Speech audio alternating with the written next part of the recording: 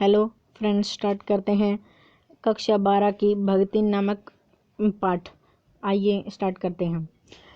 छोटे कद और दुबले शरीर वाली भगतिन अपने पतले होठों के कोनों में दृढ़ संकल्प और छोटी आंखों में एक विचित्र समझदारी लेकर जिस दिन पहल मेरे पास आ उपस्थित हुई थी, तब से आज तक एक युग का समय बीत चुका है। पर जब कोई जिज्ञासु उससे इस संबंध में प्रश्न कर बैठता है, तब वह पलकों को आधी पुतलियों तक गिराकर और चिंतन की मुद्रा में ठुड्डी को कुछ ऊपर उठाकर विश्वास भरे कंठ से उत्तर देती हैं, तुम पचे पचे का बताई, यही 50 बरस से संग रहित हैं। इस हिसाब से मैं 75 की ठहरती हूँ और वह 100 वर्ष की आयु भी पार कर जाती हैं। इसका भगतिन को पता नहीं। पता हो भी तो वह संभवत मेरे साथ रहते हुए बीते समय में से रत्ती भर भी कम करना नहीं चाहेगी। मुझे तो विश्वास होता जा रहा है कि कुछ वर्ष और बीत जाने पर वह मेरे साथ रहने के समय को खींचकर 100 वर्ष तक पहुंचा देगी, चाहे उसके हिसाब से मुझे 150 वर्ष की असंभव आयु को पार ही क्यों ना ढोना पड़े। सेवक धर्म में हनुमान जी से स्पर्धा करने वाली भगतिन किसी अंजना की पुत्री न होकर एक अनाम धन्या गोपालिका की कन्या है। नाम है लक्ष्मी अर्थात लक्ष्मी। पर जैसे मेरे नाम की विशालता मेरे लिए दुर्वह है, वैसे ही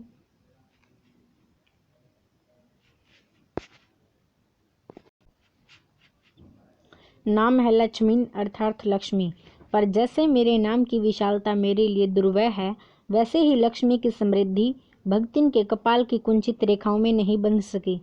वैसे तो जीवन में प्राय सभी को अपने अपने नाम का विरोधाभास लेकर जीना पड़ता है, पर भगतिन बहुत समझदार है, क्योंकि वह अपना समृद्धि सूचक नाम किसी को बताती नहीं।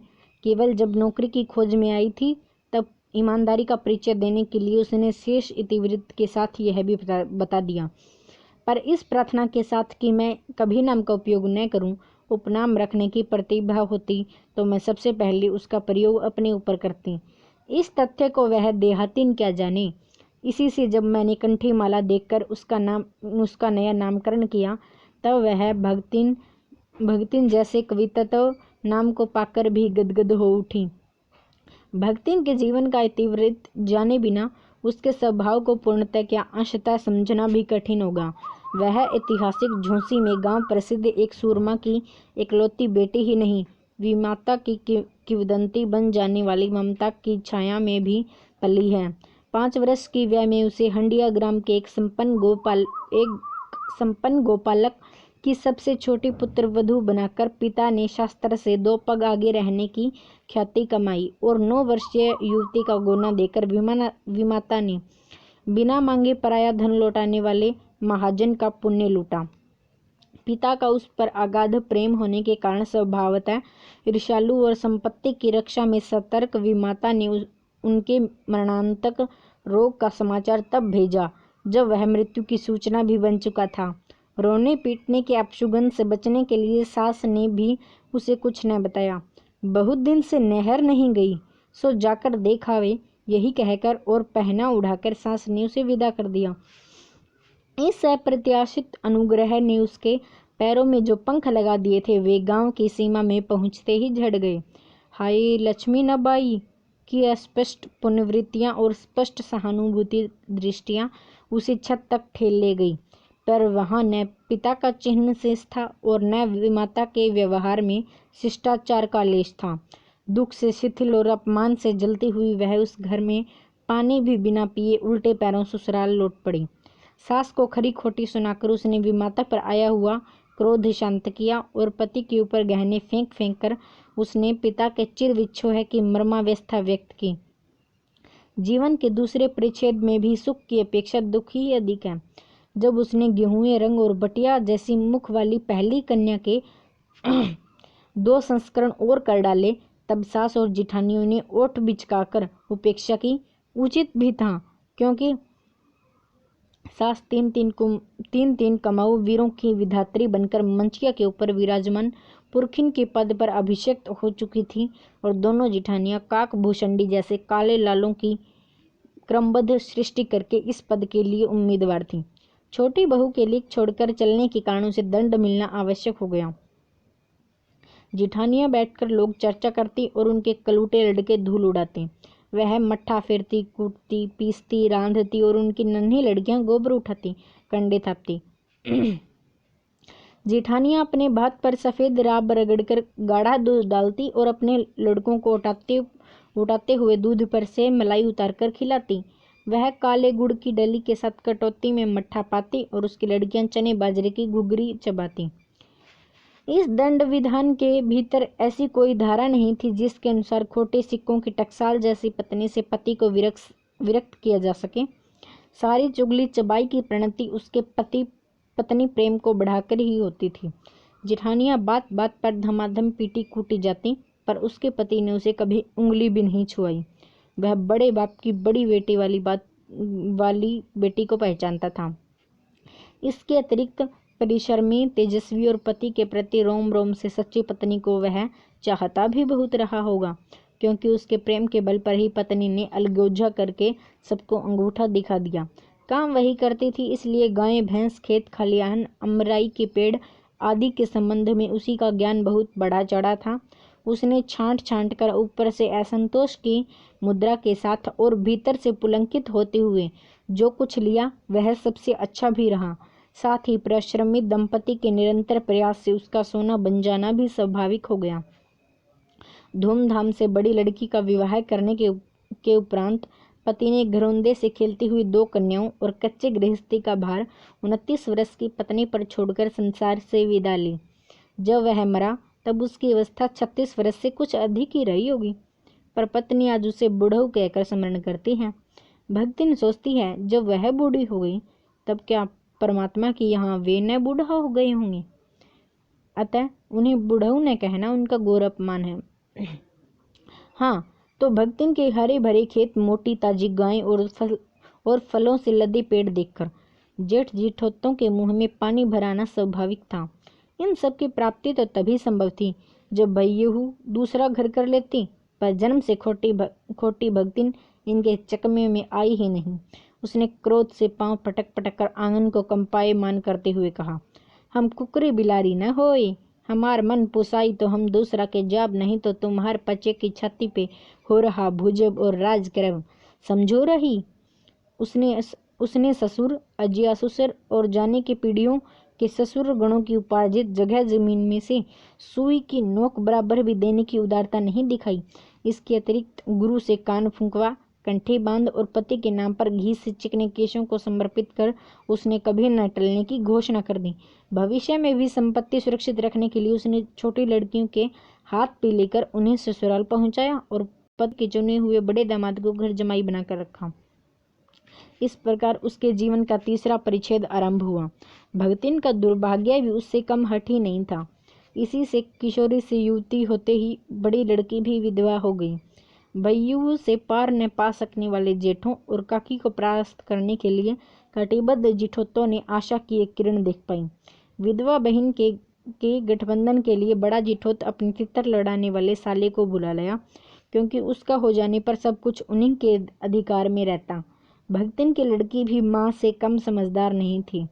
इसी से उसने वर को नापसंद कर दिया। बाहर के बहनोई का आना चचेरे भाइयों के लिए सुविधाजनक नहीं था, अतः यह प्रस्ताव जहाँ का तहाँ रह गया। तब वे दोनों माँ बेटी खूब मन लगाकर अपनी संपत्ति की देखभाल करने लगी और मान न मान मैं तेरा मेहमान की कहावत चरितार्थ करने वाले वर के समर्थक उसे किसी न किसी प्रकार पति की पदवी पर अभिषिक्त करने का उपाय सोचने लगे। एक दिन माँ की अनुपस्थिति में वर महाशय ने बेटे की कोठरी में घुसकर भीतर से द्वार बंद कर लिया और उसके समर्थक गांव वालों को बुलाने लगे। युवती ने जब इस डकैत वर की मुरम्मत कर कुंडी खोली तब पंच बेचारे समस्या में पड़ गए। तितरबाज युवक कहता कि वह निमंत्रण पाकर भीतर गया और युवती उसके मुख पर अपनी 5 उंगलियों के उभार में इस निमंत्रण के अक्षर पढ़ने का अनुरोध करती थी। अंत में दूध का दूध और पानी का पानी करने के लिए पंचायत बैठी और सबने सिर हिलाकर इस समस्या का मूल कारण कलयुग को स्वीकार किया। अपीलहीन फैसला हुआ कि चाहे उन दोनों में से एक सच्चा हो या दोनों झूठे, पर जब वे एक कोठरी से निकले तब उनका पति और पत्नी के रूप में रहना ही कलयुग के दोष का परिमार्जन कर सकता है। अपमानित बालिका ने होठ काटकर लहू निकाल लिया और माँ ने आग्नेय नेत्रों से गले पड़े दामाद को देखा। संबंध कुछ सुखकर नहीं हुआ, क्योंकि दामाद अब निश्चित होकर तितर लड़ाता था और बेटी विवश क्रोध से जलती रहती थी। इतने यत्न से संभाले हुए गायें, ढोर, खेती बाड़ी जब पारिवारिक द्वेष में ऐसे झुलस गए कि लगाना अदा करना भारी हो गया, सुख से रहने की कौन कहे। अंत में एक बार लगान न पहुंचने पर जमींदार ने भक्तिन को बुलाकर दिन भर कड़ी धूप में खड़ा रखा। यह अपमान तो उसकी कर्मठता में सबसे बड़ा कलंक बन गया। अतः दूसरे ही दिन भक्तिन कमाई के विचार से सहरा आ पहुंचे। घुटी हुई चांद को मोटी मैली धोती से ढाके और मानो सब प्रकार की आहट सुनने के लिए कान कपड़े से बाहर निकाले हुए भक्तिन जब मेरे यहाँ सेवक धर्म में दीक्षित हुई, तब उसके जीवन के चौथे और संभवत अंतिम परिच्छेद का जो अंत हुआ, उसकी अति अभी दूर है। भक्तिन की वेशभूषा में गृहस्थ और वैरागी का सम्मिश्रण देखकर मैंने शंका से प्रश्न किया, क्या तुम खाना बनाना जानती हो? अंतिम उत्तर में उसने ऊपर के होठ को सिकोड़कर और नीचे के अधर को कुछ बढ़ाकर आश्वासन की मुद्रा के साथ कहा, ई कौन को बड़ी बात आए। रोटी बनान जानित है, दाल रांध लेत हैं, साग भाजी छौंक सकित हैं, और बाकी का रहा। दूसरे दिन तड़के ही सिर पर कई लोटे उंधाकर उसने मेरी धूली धोती जल के छिंटों से पवित्र कर पहनी और पूर्व के अंधकार और मेरे दीवार से फूटते हुए सूर्य और पीपल का दो लोटे जल से अभिनंदन किया। 2 मिनट नाक दबाकर जप करने के उपरांत जब वह कोयले की मोटी रेखा से अपने साम्राज्य की सीमा निश्चित कर चौके में प्रतिष्ठित हुई, तब मैंने समझ लिया कि इस सेवक का साथ टेढ़ी खीर है। अपने भोजन के संबंध में नितांत वितराग होने पर भी मैं पाक विद्या के लिए परिवार में प्रख्यात हूँ, और कोई भी पाक कुशल दूसरे के काम में नुक्ताचीनी किए बिना नहीं रह सकता। पर जब छूत पाक पर प्राण देने वाले व्यक्तियों का बात बात पर भूखा मरना स्मरण हुआ और भक्तिन की शंकाकुल दृष्टि में छिपे हुए निषेध का अनुभव किया, तब कोयले की रेखा मेरे लिए लक्ष्मण के धनुष से खींची हुई रेखा के समान दुर्लंघ्य हो उठी। निरुपराय अपने कमरे में बिछाने में पड़कर नाक के ऊपर खुली हुई पुस्तक स्थापित कर मैं चौके में पीढ़ी पर आसीन अनाधिकारी को भूलने का प्रयास करने लगी। भोजन के समय जब मैंने अपनी निश्चित सीमा के भीतर निर्दिष्ट स्थान ग्रहण कर लिया, तब भक्तिन ने प्रसन्नता से लबालब दृष्टि और आत्मसंतुष्टि से आप्लावित मुस्कुराहट के साथ मेरी फूल की थाली में 1 अंगुल मोटी और गहरी काली चित्तीदार 4 रोटियां रखकर उसे टेढ़ी कर गाढ़ी दाल परोस दी। पर जब उसके उत्साह का तुषारपात करते हुए मैंने रुआंसे भाव से कहा, यह क्या बनाया है, तब वह हतबुद्धि हो रही। रोटियां अच्छी सेकने के प्रयास में कुछ अधिक खरी हो गई हैं, पर अच्छी हैं। तरकारियां थी, पर जब दाल बनी है तब उनका क्या काम। शाम को दाल न बनाकर तरकारी बना दी जाएगी। दूध घी मुझे अच्छा नहीं लगता, नहीं तो सब ठीक हो जाता। अब न हो तो आमचूर की लाल मिर्च की चटनी पीस ली जावे, उससे भी काम न चले तो वह गांव से लाई हुई गंठरी में से थोड़ा सा गुड़ दे देगी। और शहर के लोग क्या कलाबत्तू खाते हैं? फिर वह कुछ अनाड़ीन या फुहड़ नहीं। उसके ससुर, पितिया ससुर, अजिया ससुर आदि ने उसकी पाक कुशलता के लिए न जाने कितने मौखिक प्रमाण दे डाले हैं। भक्तिन की इस सारग्रंभित लेक्चर का प्रभाव यह हुआ कि मैं मीठे से विरक्ति के कारण बिना गुड़ के और घी से अरुचि के कारण रूखी दाल से एक मोटी रोटी खाकर बहुत ठाठ से यूनिवर्सिटी पहुंची और न्याय सूत्र पढ़ते पढ़ते शहर और देहात के जीवन की इस अंतर पर विचार करती रही। अलग भोजन की व्यवस्था करनी पड़ी थी अपने गिरते हुए स्वास्थ्य और परिवार वालों की चिंता निवारण के लिए, पर प्रबंध ऐसा हो गया कि उपचार का प्रश्न ही खो गया। इस देहाती वृद्धा ने जीवन की सरलता के प्रति मुझे इतना जागृत कर दिया था, मैं अपनी असुविधाएं छिपाने लगी। सुविधाओं की चिंता करना तो दूर की बात, इसके अतिरिक्त भक्तिन का स्वभाव ही ऐसा बन चुका था कि वह दूसरों को अपने मन के अनुसार बना लेना चाहती है, पर अपने संबंध में किसी प्रकार के परिवर्तन की कल्पना तक उसके लिए संभव नहीं। इसी से आज मैं अधिक देहाती हूँ, पर उसे शहर की हवा नहीं लग पाई। मकई का रात को बना दलिया सवेरे मट्ठे से सौंधा लगता है। बाजरे के तिल लगाकर बनाए हुए गरम पुए कम अच्छे लगते हैं।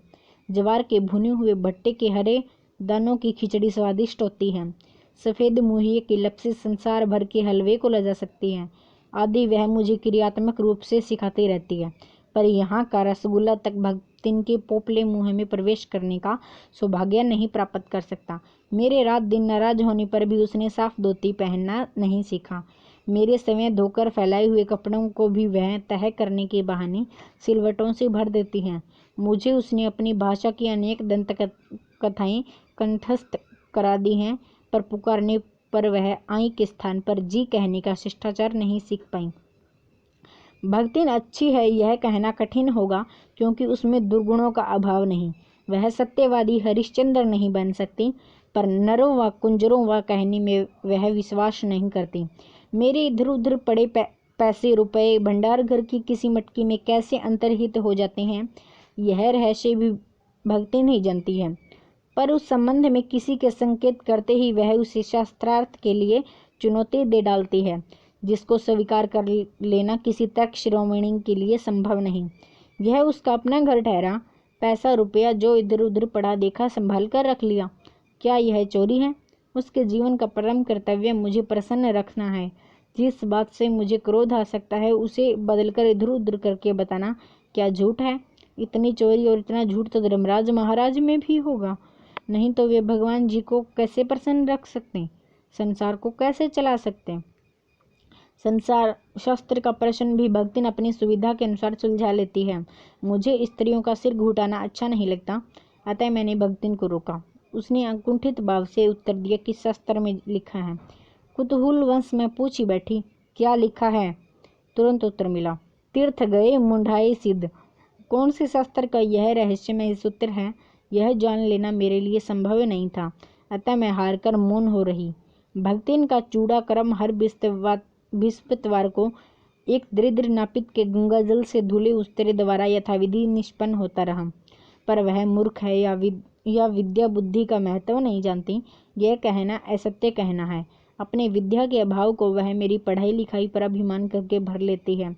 एक बार जब मैंने सब काम करने वालों के अंगूठे के निशान के स्थान में हस्ताक्षर लेने का नियम बनाया, तब भक्तिन बड़े कष्ट में पड़ गई, क्योंकि एक तो उससे पढ़ने की मुसीबत नहीं उठाई जा सकती थी, दूसरे सब गाड़ीवान दाइयों के साथ बैठकर पढ़ना उसकी वयोवृद्धता का अपमान था।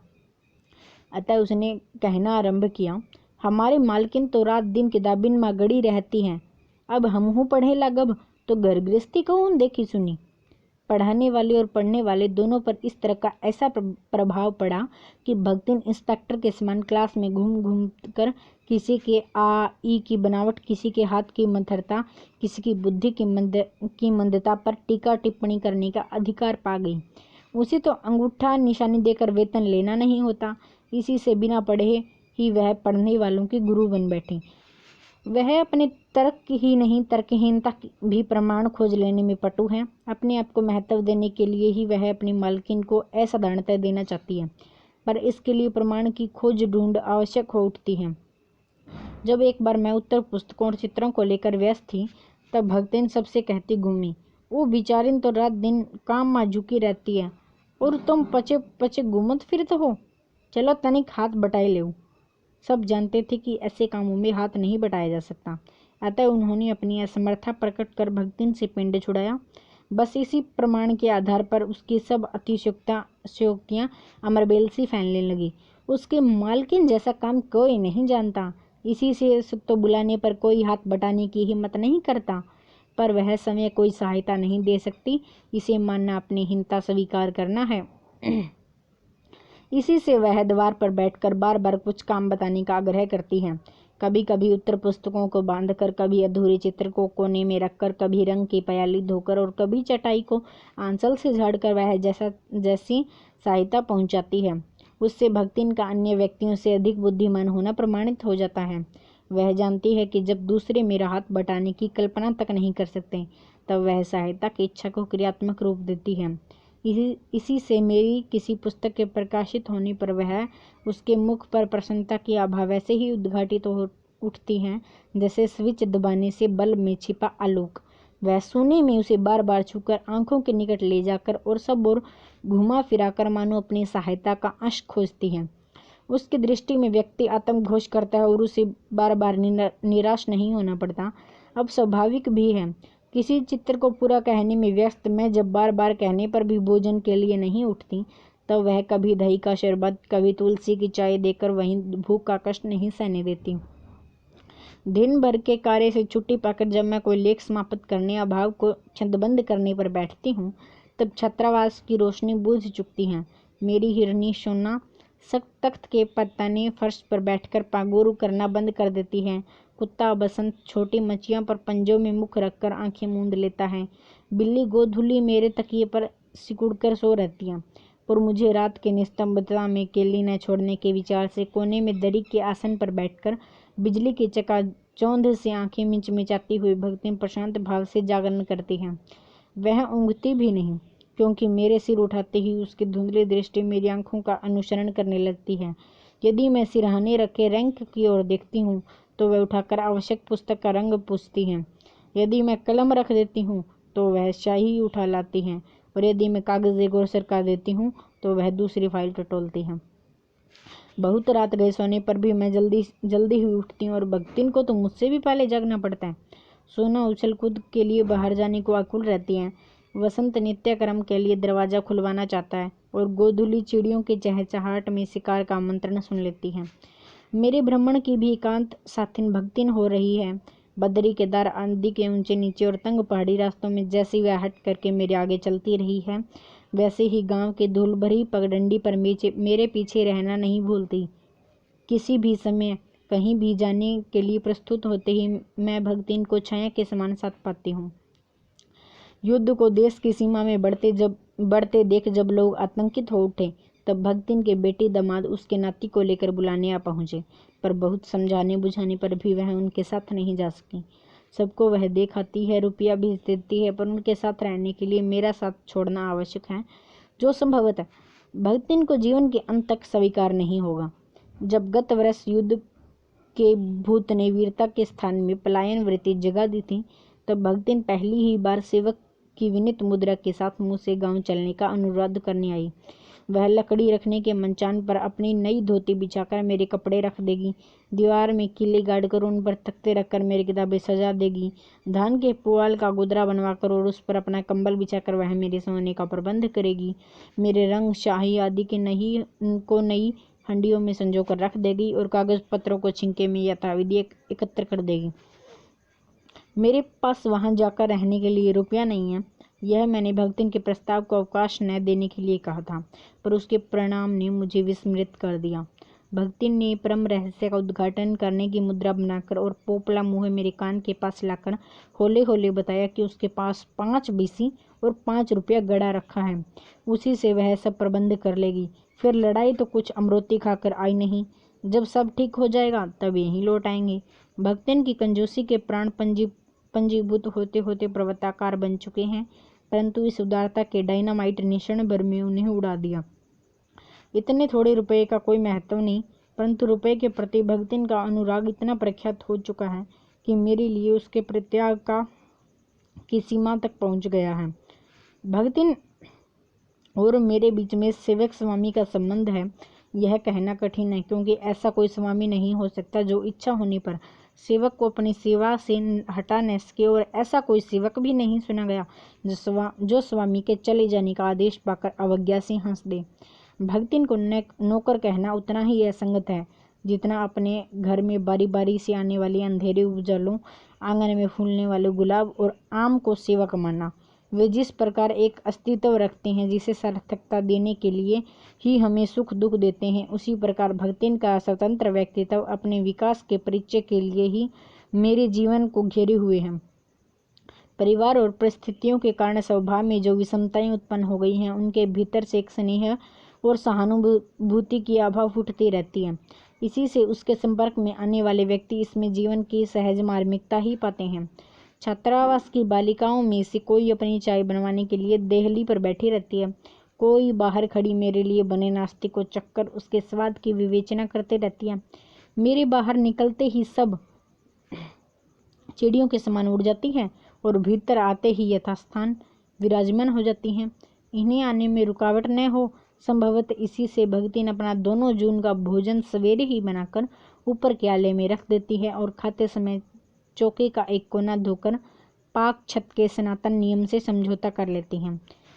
मेरे परिचितों और साहित्यिक बंधुओं से भी भक्तिन विशेष परिचित है, पर उनके प्रति भक्तिन के में सम्मान की मात्रा मेरे प्रति उनके सम्मान की मात्रा पर निर्भर है, और सद्भाव उनके प्रति मेरे सद्भाव से निश्चित होता है। इस संबंध में भक्तिन की सहज बुद्धि विस्मित कर देने वाली है। वह किसी को आकार प्रकार और वेशभूषा से स्मरण करती है, किसी को नाम के अपभ्रंश द्वारा। कवि और कविता के संबंध में उसका ज्ञान बड़ा है, पर आदर भाव नहीं। किसी के लंबे बाल और अस्त व्यस्त वेशभूषा देखकर वह कह उठती है, काऊ कविता लिख जानत है, और तुरंत उसकी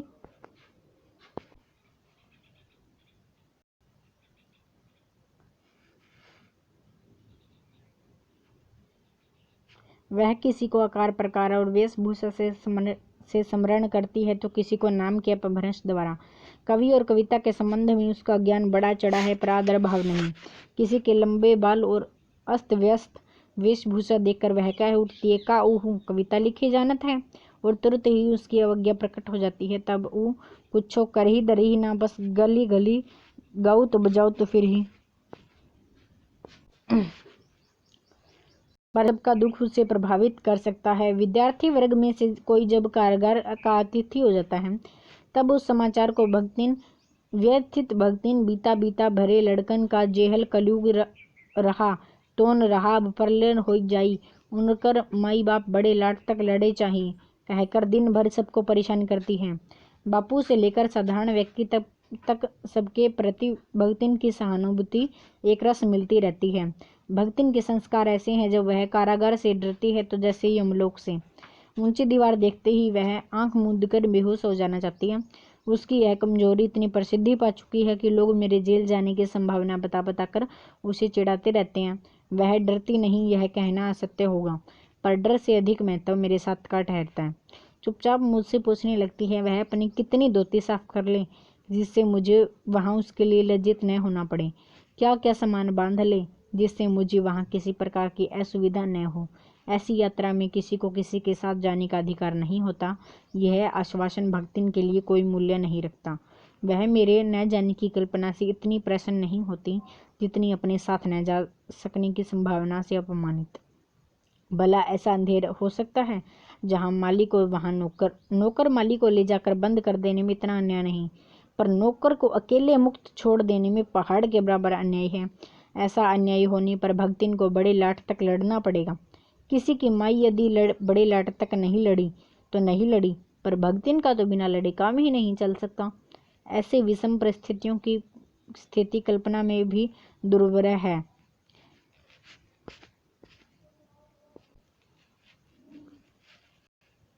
ऐसी विषम परिस्थितियों में स्थिति कल्पना में भी दुर्लभ है।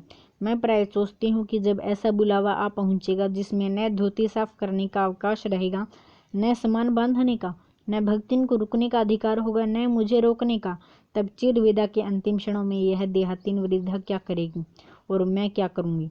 भक्तिन की कहानी अधूरी है, पर मैं उसे खोकर इसे पूरा नहीं करना चाहती। धन्यवाद दोस्तों। आपका पाठ यहीं समाप्त होता है।